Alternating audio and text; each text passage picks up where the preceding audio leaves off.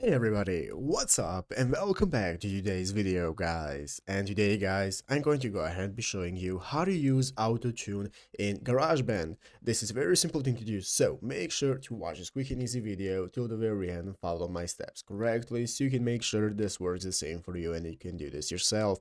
But yeah guys, let's get straight into it. So the first thing you want to do is go ahead and open up the official Garageband application on your mobile phone if you haven't already, and after opening it up, if you do not have it, just go ahead and download it from the App Store, and after opening it up, you'll be greeted by this main page right here, which is the home page of GarageBand, where we can get started seeing all the instruments we can use for creating our music. We can go and plug in our guitar or just get started with the audio recorder to get started with recording ourselves. So guys, let's go ahead and open up the audio recorder right here. That's going to open up this new menu where we can get started with recording ourselves. So let's go ahead and see how we can use the Autotune option that we are offered. Basically guys, the first thing you want to do is go ahead and record yourself. So you are going to record yourself using the big red circle at the top of the screen, and when starting the recording, as you can see, this is now going to start recording our voice, and we can sing into the microphone, we can talk, whatever we want to do that we want to add Autotune to. So after getting finished with your recordings, you can see this is now going to open up this new menu where we can get started with adding our effects, and here you can find the effects for Autotune.